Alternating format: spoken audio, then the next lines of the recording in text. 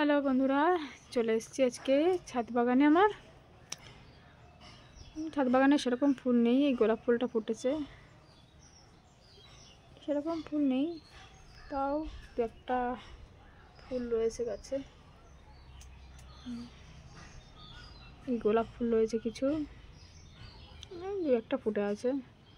এর পাশেই তো ছবি দাস বসে আছেন। যে আমার মেয়ে তার চুল আঁচড়াচ্ছে এবং আমি তার আজকে নখ কাটতে বসেছি। আপনার পায়ের নখ হয়েছে রাক্ষসের মতন, আপনি নিজে নখ কাটবেন না, তো আমাকে কাটতে হবে।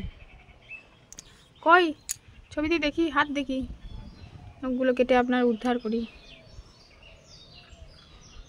চলুন আর নখগুলো কাটা যাক। এই নীল কাটা নিয়ে চলে এসেছি।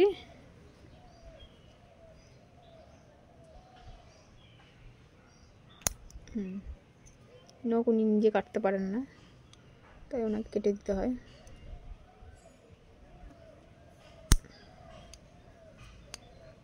ওই হাতটা দাও, ডান হাতটা হবে, বাঁ হাতটা কাটবো না, খাওয়ার হাতটা কাটতে হয়।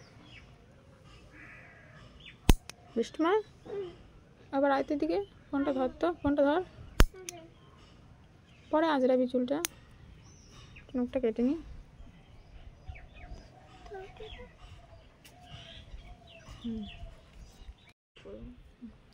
চলুন এবার ওনার পায়ের নখ কটা কেটে দিই। এই অ্যাঙ্গেলটা কাটলি দেখে নাও, সব কেটে দিয়েছি, থাকলে বলো কেটে দিচ্ছি। বাবা আমার পায়ে দিও না। নখগুলো কেটে না দিলে না কখন কোথায় ধাক্কা খেয়ে বসে থাকবে, আর কি সমস্যা হয়ে যাবে।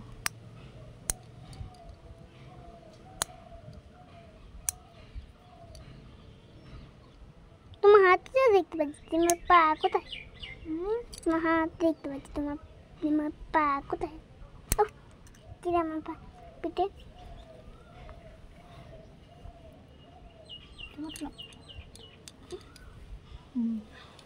এই পাটা দাও।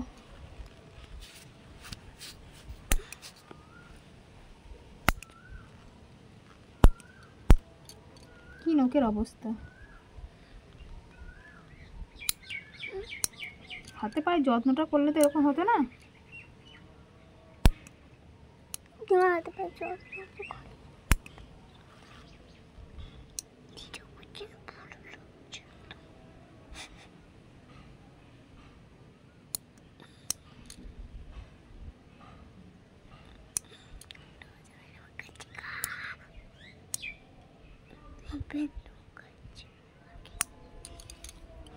হাতটা দেবো কোথায়? চলুন এবার ছবি নখ কাটতে বসেছেন ছাদের উপরে। হাতটাকে সোজা করো। দিমা হাত যেন কেটে দেবো না। দিমার হাতটা কেটে দেবো, তাহলে তো দিমারও হয়ে গেল। দিমা আমায় দেবে দুম। কেন দিমা কিভাবে দেবে? ছোটোবেলায় দিম্মা তো আমার নখ কেটে দিতে কম, দিম্মা নখ সময় পেতো না, দাদু কেটে দিত। দিম্মা কমই কাটতো, দিম্মা কাটলে ব্লেডে কাটতো, আমি তো ভয়েই যেতাম না দিম্মার কাছে। আর দাদু? দাদু নেল কাটারে কেটে দিত।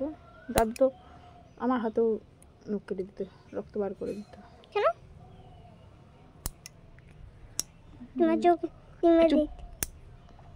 এবার নখ কাটা পর্ব চলছে এখন, ভর দুপুরে।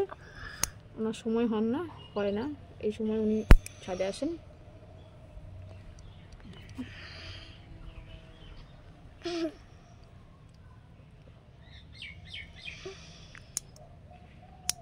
নখটা নিজে কাটতে হয় না, কি সুন্দর হাতটা বাড়িয়ে দিচ্ছে নখ কাটার জন্য। দিমা ছোট ছেলে না, দিমা তোমাদের থেকে ছোট। বাচ্চা নাকি? আজকে আকাশটা কি সুন্দর না বলো, আজকে মেঘ মেঘ করে আছে।